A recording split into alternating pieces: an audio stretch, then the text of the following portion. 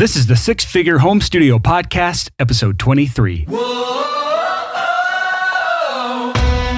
listening to the Six Figure Home Studio Podcast, the #1 resource for running a profitable home recording studio.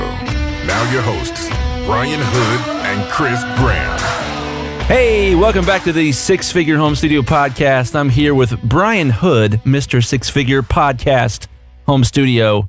What am I even talking about? I'm here with Brian Hood, Mr. Six Figure Home Studio, and we were just talking. We had a guy that we know say something the other day, and it was, you don't need paid advertising. I know this is an intense question. It's something I know a lot of you guys are thinking about. Success, paid advertising, how do you get more clients, etc. And Brian had some pretty cool things to say. Brian, do I need paid advertising? Okay, this question, I think, has two different camps. You'll have the camp of people that believes that word of mouth and word of mouth alone is the only legitimate way to run your studio or any service-based business at all. And then you have the other camps that believe wholeheartedly in paid advertising, and the majority of those people may rely heavily, if not fully, on paid advertising to fill up their pipeline of clients. And so, if you are not in either camp and you're not sure what that is, or if you're in one camp or the other, which one's right? Which one's wrong? And I have an opinion. This is not the gospel of business here, but I have an opinion on this. And you and I were talking through text, and we started getting into such good conversation that we're just like, we just need to stop talking about this and just record it. And the opinion that I have on paid advertising for service-based businesses, specifically recording studios, is this. Yes, it is fantastic if you can have a sustainable career solely off word-of-mouth advertising. That's how my career's been my entire life. However, does that mean you should not ever advertise your studio? And this is where I think that type of advice is potentially detrimental to studio owners. And here's why I think that. Most home studio owners struggle with two different things. They struggle, one, with finding clients, which is the vast majority of any six-figure home studio subscriber or podcast listener. The vast majority of them struggle to keep their schedules full with paid work. And two, those who are already full-time struggle to free up their schedule in order to have any sort of life. And so what you'll tend to see is in any service-based businesses, whether it's a dentist or whether it's a chiropractor or a doctor or a lawyer, anything where you're trading dollars for hours. And in the studio, that's the majority of the work that you take on is some sort of direct or indirect trading time for money. In those types of businesses, you're going to hit a ceiling if you have any sort of success. And so what you'll see is these people like doctors, lawyers, dentists, recording studios, if they can get to that level where they're fully sustainable on word of mouth advertisements, it's because they've hit a ceiling in their businesses. They've hit a ceiling in their earnings, and they think that is it. They think, I can't take on any more work because I'm too busy. And if you go back and listen to the second episode of this podcast where I interview Chris Graham, this is where he hit his own wall, his own ceiling in his business. How many years ago, Chris? 5, 10 years ago? 10 years ago. 10 years ago. Yeah, I listened to that episode for more details. But he hit the ceiling in his own business, and this is what the response is for most service-based businesses when they hit the ceiling. The response is, I'm going to just raise prices so I can earn more. And even that, while a smart move and something I would recommend anyone do when they've hit that ceiling in their business, most people, when they start raising their prices, they're going to hit a ceiling on their rates as well. There's only so much of a price that the market can bear, is what they say. What can your customers afford? And that number has a limited amount on it. There's a ceiling on what you can charge. So if there's a ceiling on your time, which there typically is, and there's a ceiling on what you can charge, then there is theoretically a ceiling on any service-based business, right? And this is where we get into the conversation of should you do paid advertising or not? Because if you have a successful word-of-mouth business, and you've hit that ceiling on both what you can charge and the time you can spend at your business, then of course you don't need paid advertising, right? Because you've already got more work than you can handle. And this is where we hit this pivotal moment of answering this question of do you need paid advertising? And I'm going to actually answer that in a second. But first I'm going to go back and talk about that second camp of people that doesn't have that steady word of mouth clientele. They struggle to find clients. And that is the vast majority of podcast listeners. So where do those people fall when it comes to paid advertising? And this is also where I think telling people that paid advertising isn't necessary or is unnecessary or you don't need it, this is also detrimental to their careers because you can't just go out and get a steady stream of word of mouth clients. It's not something you can just go do instantly. It's a slow build over many, many years and many, many happy clients. And paid advertising, in my opinion, and I'm sure Chris would agree with me, is an incredible way, if you can master it, an incredible way to build that snowball for your word of mouth clients. Meaning, if you think about a snowball, as the snowball is rolling down a hill, it's going to get bigger and bigger and bigger and bigger and bigger. Well, think about your clientele. Your list of past clients is your word of mouth snowball. Every single one of those people you work with is some sort of walking, talking form of advertisements. They're going to send you work. They're going to tour with other bands, or they're going to play local shows with other bands if they're a local artist, and they're going to hopefully spread the good news of your studio, right? Or your service-based business if you're any other type of business owner. Well, again, to get that snowball rolling, paid advertising is a fantastic way to do that, because think about this. How else are you going to find clients? Now, there are plenty of lead acquisition strategies, which we're not going to cover today, but paid advertising is a great one to focus on if you can make the numbers make sense. And Chris Graham has done an incredible job of doing that in his own mastering business. And you and I were talking about before this episode, by now, you could completely eliminate paid advertising from your business model, and you could make a living doing this. But how much time would that actually fill up in your day if you cut out all paid ads right now? I'd have a lot of free time. I'd have a solid income, but I'd have unused time in the studio that I could be working on projects from new customers. Yep. And so now I want to go back to where we're talking about service-based businesses that hit that ceiling on rates and time. Chris hit this same ceiling 10 years ago. And instead of just accepting that this was the most work he could take on, accepting that these were the highest rates he could charge, and accepting that this was the limit of his income, he instead said, I'm going to break through the ceiling of time, right? And how do you do that? Well, you have to do that through three things. That's automation, this is what he picked, delegation, which is what he's working on now, and elimination, which is what both he and I have done in the past, which is eliminating services, stepping over that small pile of money in order to get to that big pile of money, right? And most business owners in service-based businesses fail to do this. They struggle to do this. Either they try and they fail in a big way, or they don't even know to try to do this. And by not doing this, they are limiting the amount of clients they can take on. So now let's go back to Chris's story for this example. Chris broke through that barrier by using something called Apple Scripts to write code essentially on his computer to automate a lot of the tedious bullshit that he has to do in his studio, in his business, in order for him to take on more clients and do less of the tedious bullshit, right? That was one thing you did. And to be more social. The thing that surprised me so much was as I became more efficient as a mastering engineer, it gave me more time to pick up the phone to call clients and get to know them. And what blew my mind is as I did that, my number of bookings skyrocketed. As I made friends with people and just, hung out, it got a lot easier to get people to actually hire me. I'm not going to put words in your mouth, Chris, but I tend to believe you would not have time to do that if you wouldn't have automated a lot of the crap going on. Oh, not only would I not have had time, but I was so grumpy from being so overworked and from having so many different types of menial tasks that I had to do that I didn't want to talk to them. And if they did call me, I was kind of a jerk. Yeah. And it was, I'll never forget realizing, oh my gosh, like I'm really enjoying talking to my customers because I just come in and I master. I don't have to spend all this time labeling files and uploading files and, asking clients for clarification on which song was supposed to be number 3 on their album because their song titles were confusing. So when I started becoming more efficient, I also developed much better social skills. This is where we talk about paid advertising again. It is you have broken through that ceiling of time, and you can do a lot. You can do a ton of systemization, automation, and delegation in your business to eliminate that time ceiling that you will hit inevitably in your business if you hit any amount of success. And then what do? Well, you can enjoy your time that you have free, but that's not going to really push the boundaries of your studio's income or your business's income. And that's where paid advertising is a fantastic way as a business owner to ramp up your income once you've broken through that ceiling of time. Well, and here's another component. I did this backwards. I launched my mastering business. I started doing paid advertising. I niched down, as we've mentioned before. I stopped accepting anything but mastering projects about 10 years ago. And when I did that, I started using paid advertising, and I was able to generate a lot of people that were interested in me mastering a free sample for them. So much so that I had a little mini nervous breakdown. It was extremely stressful. because I hadn't really started on the systems train yet.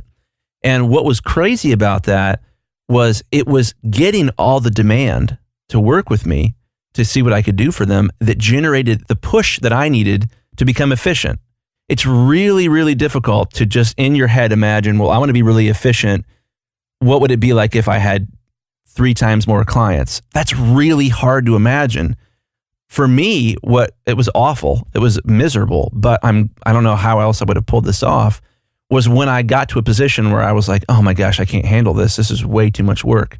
That drove me to try to become more efficient, which then drove me to do more paid advertising, which then drove me to become more efficient, which then drove me to do more paid advertising. The two things really worked in tandem.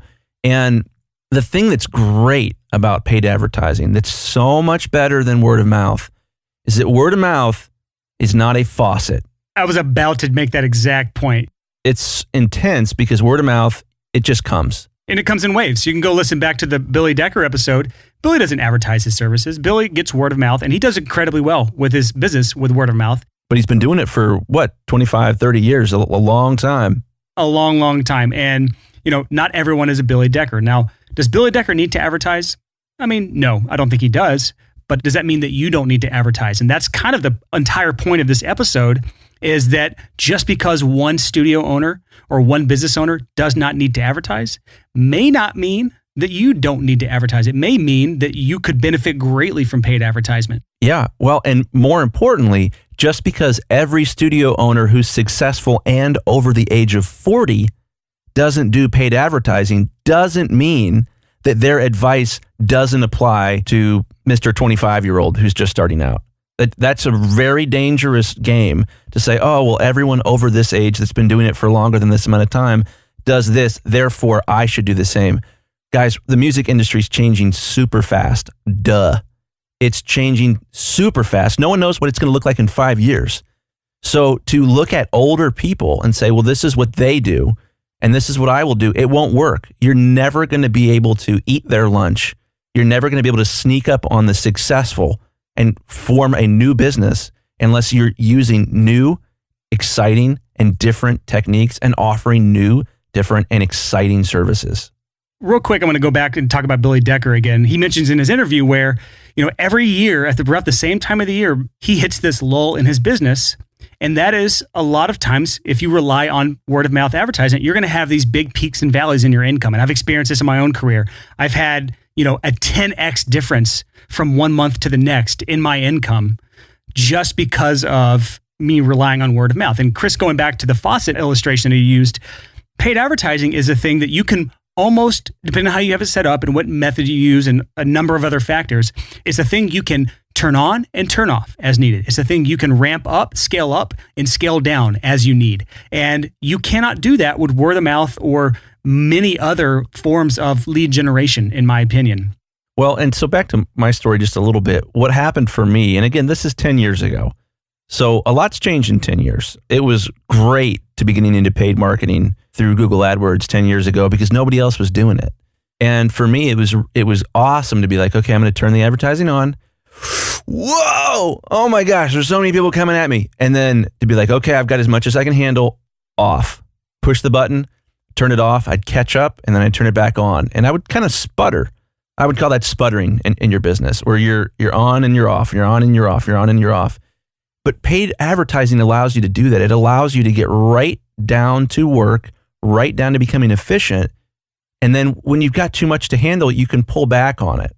And when you pull back on it, you're spending less, but you're also in a better spot to learn efficiency, to learn, oh, wow, I really need to develop a system for this. Or, oh my gosh, for whatever reason, I'm going to switch and have all my files from all my clients come in through Google Drive instead of through Dropbox or instead of through every possible way that they could send files to you. Creating these systems to become really efficient is a lot easier if you're in the paid advertising train. And that faucet aspect cannot be underestimated. It is a magical thing to say off and then the leads slow down 90% and then turn them back on, and they overnight, you wake up in the morning and you've got a bunch of leads. It's crazy. That's one way to start maximizing your business, because until you hit that point where you are stretched thin with your time, you don't see those weaknesses in your business. You don't start to see what those areas of improvement are because you've never been forced to see those areas of improvement. Most people sitting here listening to this podcast that haven't had a new lead come into their inbox in 2 months can't even imagine what it's like to have more work than you can deal with. But rest assured that when you get to that point, you will have an entire other set of problems to deal with. Yep. And until you get to that point, you're not going to be able to push through that ceiling that I talked about earlier. Now, if you go back and listen to the episode we did with Emily, she combined two different areas that were unrelated, really, to create a new profitable niche for herself. And I think that's going to be a theme for this year for all of us as we're forced to take two unrelated skills and turn it into our unique differentiator. And Chris has taken automation and Google Ads to be his huge differentiator and unique unfair advantage and implement that into his business in a way that sets him apart and allows him to thrive when so many studios are struggling. And I think that, we're going to be talking about this type of topic for a long time this year for a lot of different areas. We have some plans for people to interview around this, but I just think that you need to be thinking outside of the box. If you want to survive in 2018 as a studio owner, you cannot do the same shit you've been doing for 20 years. Or the same things that you see people with 20 years of experience doing. You can't just adopt their strategies and think that it'll work for you. That doesn't work. I had someone comment on one of my ads. I have ads running for the Six Figure Home Studio. He commented on one of the ads just talking about how he's been doing this for 20 years and the industry's changing and no one can make money anymore. And, it's people like you who are ruining it for everyone else. And, and the only thing I can say to that is you have to adapt or die. And I don't mean die literally. I just mean your business will die. And that goes for any industry in anywhere in the world. If things are changing and people are jumping on that train of change and you fail to do that, you're going to struggle and you will probably perish as a business. And let me get rowdy on you guys here a little bit. Ooh, get rowdy, Chris. There is a temptation to say, oh, the music industry's changing. Oh, no one can make any money anymore. Go, go, go. Victim, victim, victim. Bull crap, dude. Bull crap. This change that we're experiencing right now isn't even that new. 100 years ago, when radio came out and they started playing songs on the radio, people freaked out. They freaked out because the industry changed. When people started having really, really small radios, portable transistor radios, music changed because the types of songs that sounded good on those small radios were totally different than what sounded before. And there was a massive change. When record players came out, when there was suddenly, it was the singles, like those little tiny records, when kids could buy those, it changed everything. When FM radio came out, it changed everything. When cassette tapes came out, it changed everything.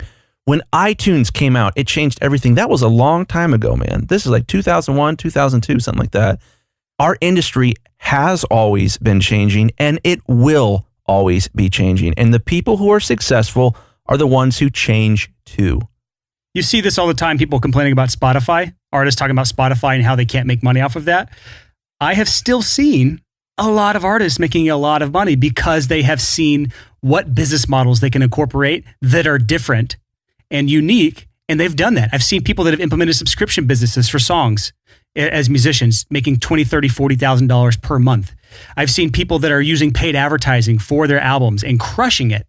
And this is something that you never saw before, but the people doing this are sitting here reaping the rewards of taking these other areas and combining them into their businesses, while those who just sit and bitch about the changes while doing nothing to progress with the changes, those are the people who are doing nothing but adding fuel to the fire of the outrage of what's going on, and they're never going to change and get out of that negative situation. Well, and the thing that's so hilarious about this is that our industry isn't the only industry that's changed a lot recently. Education's changing a lot recently. Technology's changing a lot recently. Computers are changing a lot. Phones are changing a lot. Guess what we have going for us, guys? We're creatives. Our job is to be creative. Do you know how you find a new niche? Creativity. Preach it, dude. Man, thank God. Thank God we're creatives in a changing industry. Because how terrible would it be to be a non-creative in a changing industry? It would be awful. You make a really good point. Well, I love that. Like, there's a huge opportunity for especially young creatives to be creative and find a new niche and create a new niche. What Emily's doing is amazing. She's drumming online. She's not the first person to do it, but she's doing a great job at it. She's doing something unique. And there are so many opportunities for people who are creative enough to, I love the thing you mentioned of bands that have made a transition to say, hey, from now on, we're not going to record albums. We're going to charge a small subscription fee to our fans, and we're going to come out with a song each month because it overcomes the issue that we have, which is we need consistent monthly income to pay our bills. So there are many, many opportunities, and dare I say, never have been more opportunities because there have never been more free or really cheap tools available to launch a creative new niche.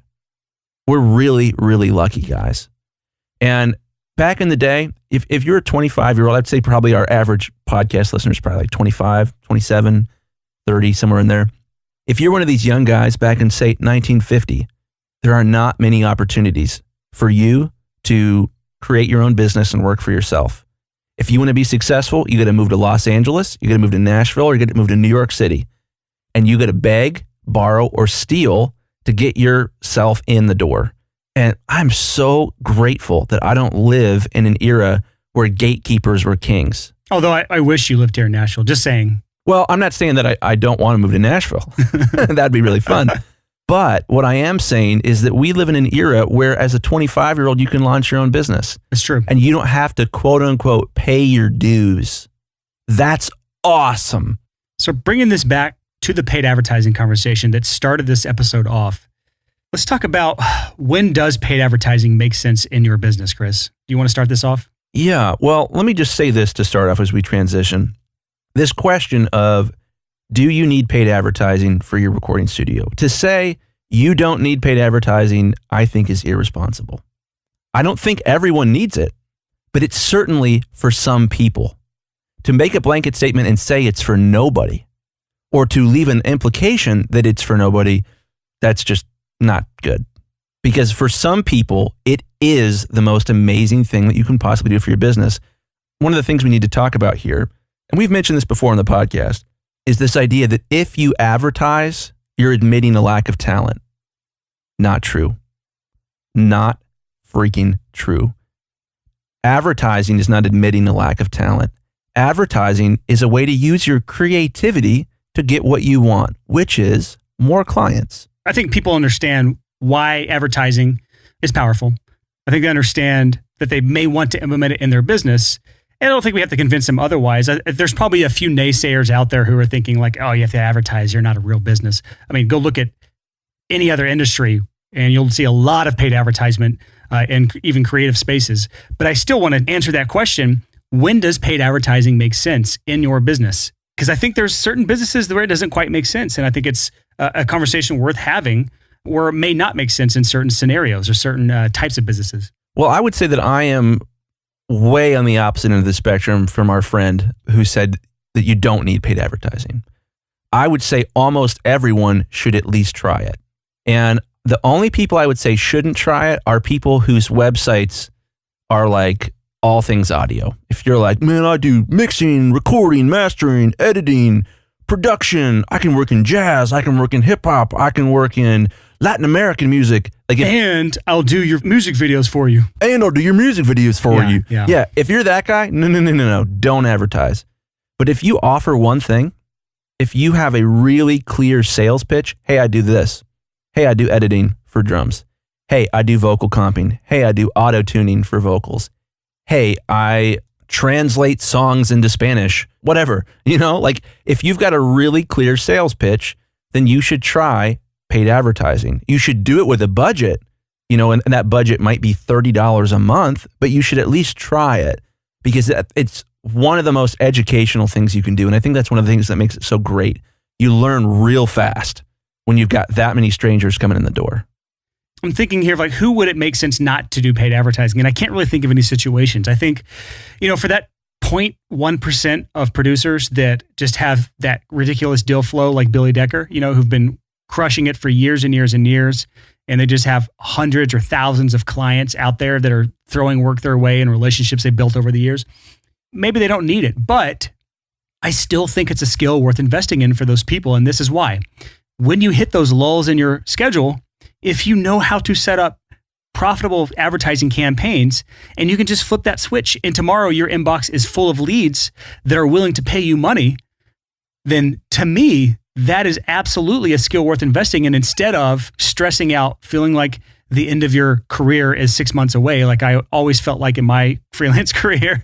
Instead of that feeling when your schedule dries up and you don't know what the hell to do, having that skill in your back pocket that you can just flip on a switch, to me, that's invaluable. And I think whether you are an absolute beginner and you're trying to get your first set of clients, or you're, thinking about switching out of your day job and you want to have a skill set that you can use to help bring in more consistent clientele when you make that leap of faith to quit your day job, or you're already doing this full time and you know that every now and again you're going to have a lull in your schedule, or, and so I think everyone should use it, or you're doing this full time, you're absolutely crushing it, but you've hit that ceiling that you know you need a breakthrough. Once you break through that ceiling, well, you gotta bring in your pipeline. You got to ramp things up even more. So it made sense to implement paid advertising after that. So I can't think, honestly, and we didn't outline this episode if you can't tell by now, I can't think of any scenario where it doesn't make sense to at least have the skill in your back pocket. Well, I would say two things about two things. First thing is, I think most people think of paid advertising and immediately think of what we would call cold traffic, complete strangers who have never heard of you. Oh yeah, that's difficult. Yeah, that's not necessarily the only thing we're talking about.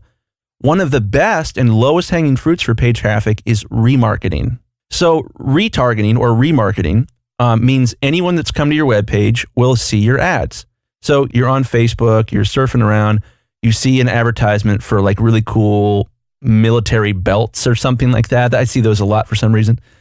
You click on the link, you go to the webpage, and you're like, wow, that belt with a cool knife built into it's pretty sweet. It's because you're like a survivalist hippie. That's why.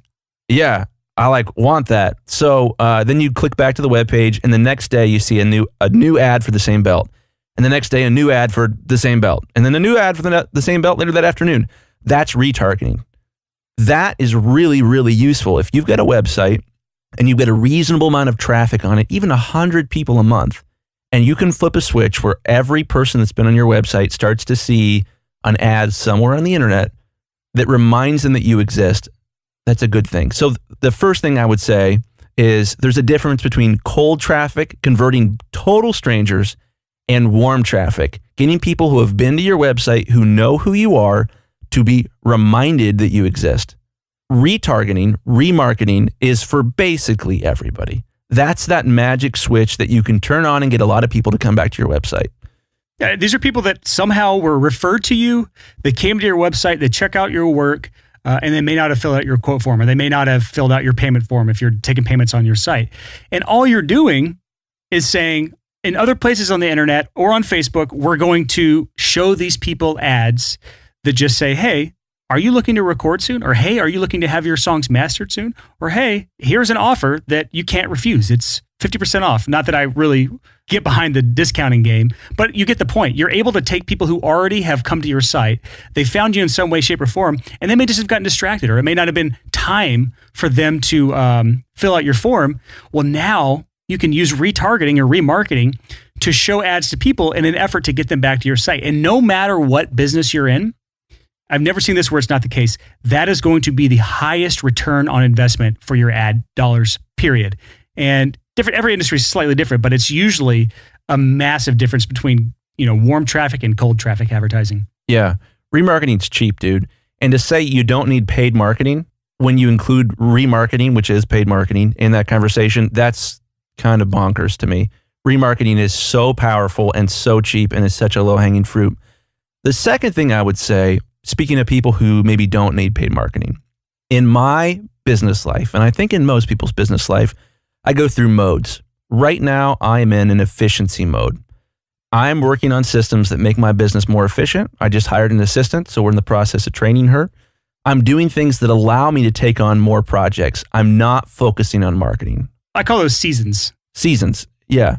I will be getting back into a marketing season here very, very soon. You guys will probably see ads for Chris Graham Mastering as you are perusing the internet. I'd put money on that. Yeah, me too. I'll put money in that. You see what I did there? Anyways, if you are in the season where you need to focus on efficiency, then paid marketing might not be for you right now. And those people, they've got a lot of work going on. They're pretty stressed out. I don't enjoy my efficiency seasons. It's a lot of work. I'd much rather be in a marketing season. Absolutely. You're building new systems, and when you build new systems, things break a lot.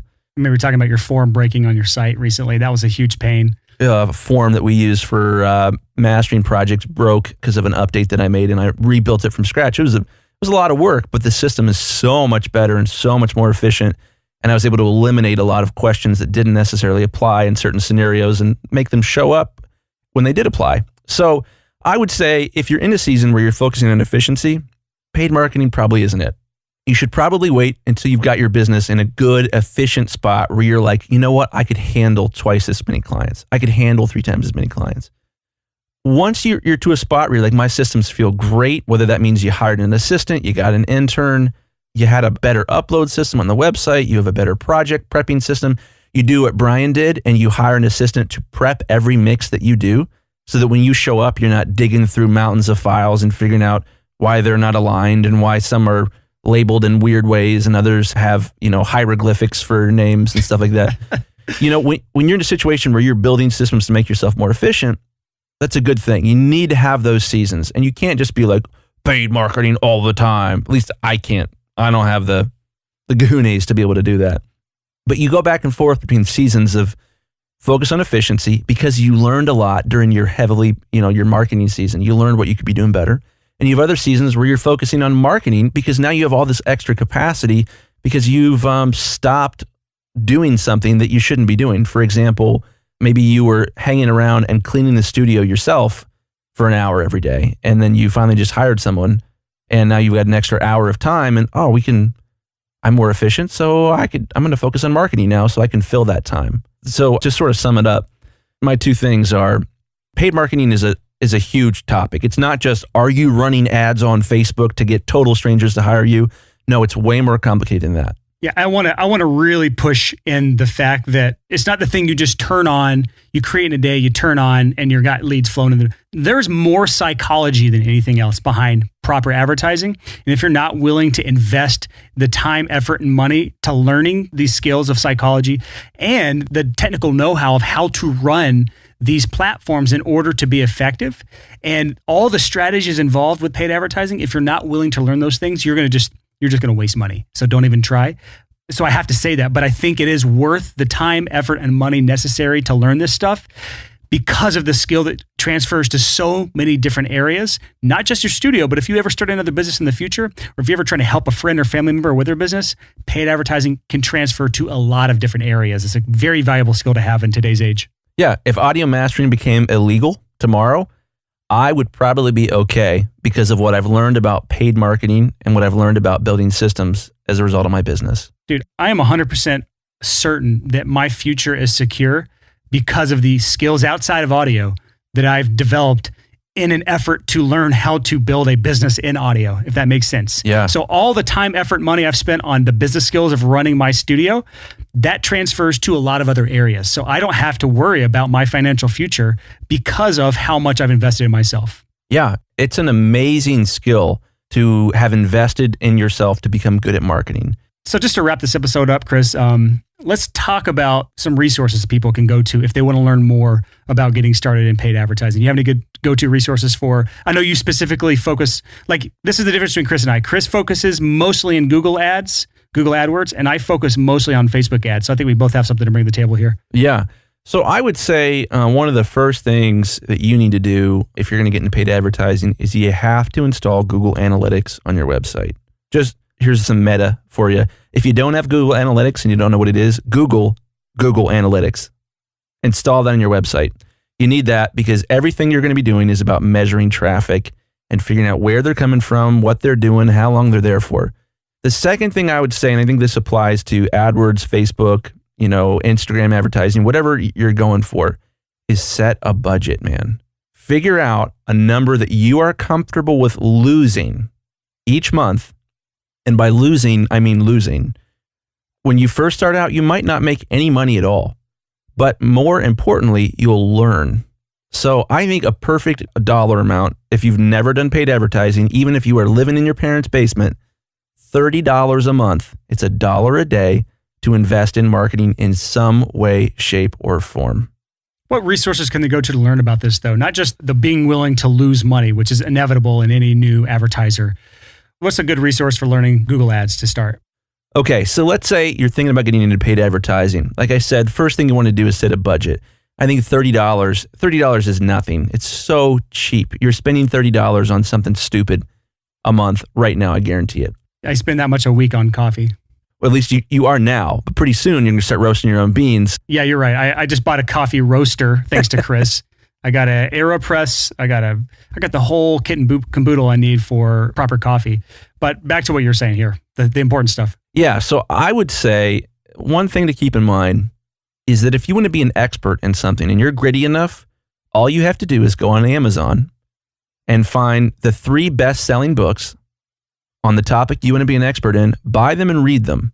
You'll know more than 99.9% of the rest of the world about that topic once you finish reading those books. If you want to get into advertising, and let's say you're like, 3 books, that's too much. Go find the best-selling book on Google AdWords or the best-selling book on Facebook advertising. Don't go to the library. Buy it. $15 or $20 for a book is a ridiculously good deal.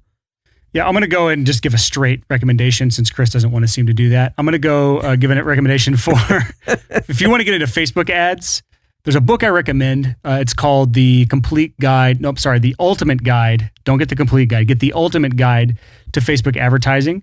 This is done by a guy named Perry Marshall and Keith Krantz. Have it. Haven't read it yet. I got it a couple months ago. Well, that's a good introduction, I think. There is a follow-up to that. You go to dominatewebmedia.com. They have a program called the Dominate Web Media Elite, DWM Elite. It's a membership site. I'm a member of it, but I'm at the very bottom of it. It's $99 a month. Once you get that initial base of Facebook ad knowledge that you get from books like that, you're going to want to join something like that. Now, we do have a program inside of the Six Figure Home Studio Academy where Chris teaches Google ads and where I teach Facebook ads, but those are more introductory type level stuff. If you want to take it seriously, you want to take it to the next level, you may have to invest in something like a membership site because, and this is the big key, and why I don't just recommend a single course to somebody, this stuff changes drastically within weeks or months. And so in order to stay on top of stuff, you have to be part of some sort of group that stays up with the changes. That's why I'm a member of that membership site, and I pay $299 a month, I think, for my membership there. But if you want to take this stuff seriously, consider investing in that area if you want to get started with that stuff. So let's say that you want to learn recording. There's a really popular book called Modern Recording Techniques. It's in its like 99th edition. If you want to learn recording techniques, do not go out and buy the 4th edition of this book. It's obsolete. It doesn't mean anything now. Marketing is the same way. If you found some book that was like, well, what you need to do is you need to let the tubes heat up in your console before you record. Well, no one has tube consoles anymore unless they're really, really rich.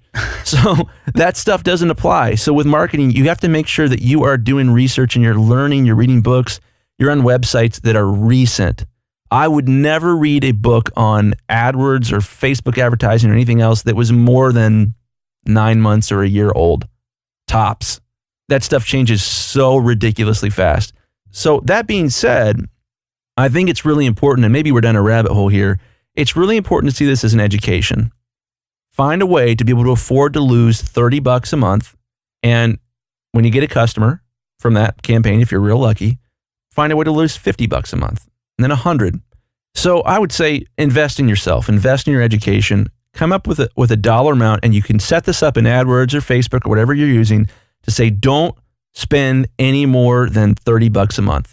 If you've got that emotional stability of, look, I'm going to lose $30 a month, that's fine. I'm going to learn so much. I've been reading, I've been watching YouTube videos, I've been doing, what I would do to try to learn anything else in this world. It's going to be good. And even if you never get a paid customer from it, at least you tried. At least you know a little something about it. But chances are, if you do a decent job at it, you're going to get people that reach out to you. And above and beyond, though, I think the important point of this entire episode is this. The goal is to learn a skill that you can use for the rest of your life. You may have to update it every now and again. You may have to learn new stuff. You may get a little rusty, just like anything else. but it's something that you can carry with you for the rest of your life. And the same reason I don't have to necessarily worry about my future of what I'll be doing, I want you to be able to have skills that translate outside of the studio. That's the entire goal of the podcast and the blog is I'm teaching you skills that are business skills. They're universal. They're for all entrepreneurs. So whether or not you are successful in your studio, I would love for you to be, but I want you to be successful at whatever you pursue. I don't want you to be tied down to a day job that you hate. And if you can invest into this skill of paid advertising and you can succeed at it and you can carry it over to not only your studio, but whatever you do in the future or any other businesses you do on the side, I think that is crucial to your success. And I think it is something that is invaluable to your future. Yeah. And so I would throw my 2 cents in here, just the last, my last thought to repeat what I said earlier.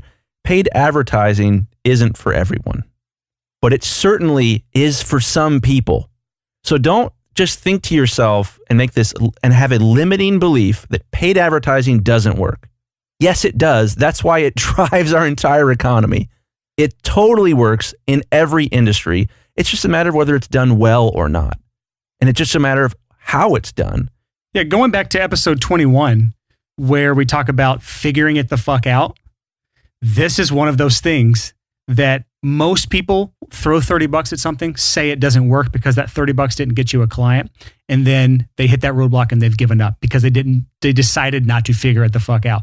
This is something that's going to be a lot of struggles, a lot of failures, a lot of pitfalls that you can fall into. And if you can't figure it out, you will never succeed at paid advertising. So that is it for this episode of the Six Figure Home Studio Podcast. I hope this episode was interesting, or at least entertaining or insightful. For those of you who know who we're referring to for the basis of this podcast episode, we mean no disrespect at all, but we just think that it was a conversation worth having because at the end of the day, there's a million ways to accomplish the same thing. If you have any recording experience, you know this. If you run Pro Tools, there's 30 different ways to do the same damn thing in Pro Tools. And it's the same in business. You can advertise, you cannot advertise. You can focus on one thing, you can focus on not doing another thing. And so this episode was just our 2 cents on the subject. That's basically all it was. So if you want to join the discussion for this episode, we have a conversation going inside the Six Figure Home Studio community. You can find that by going to the sixfigurehomestudio.com/community. Or you can just go on Facebook and search the Six Figure Home Studio community. It's a free Facebook group. We all are in there. It's about 3,000 of us or so. And we're just helping each other with our businesses. But in there'll be a thread where we're talking about this episode, specifically about paid advertising. If you want to throw in your 2 cents, go there. And that's where we'll be all hanging out, answering questions, and maybe even arguing. Who knows? Anyways, next week's episode is a good one. It's one where we're going to be talking about easy, simple ways that you can wow your clients, that you can blow their minds by going above and beyond in simple, easy ways that cost little or nothing. So if you're looking for ways to stand out from your competitors, highly recommend checking out next week's episode. It comes out every Tuesday morning at like 6 a.m. Central Standard Time. If you are subscribed to the podcast, if you're not subscribed to the podcast, it'll usually show up on the blog sometime around the same time where you can listen in the browser. So I'll see you again next week, and I hope to see you inside that conversation inside the Six Figure Home Studio community. Happy hustling. Whoa.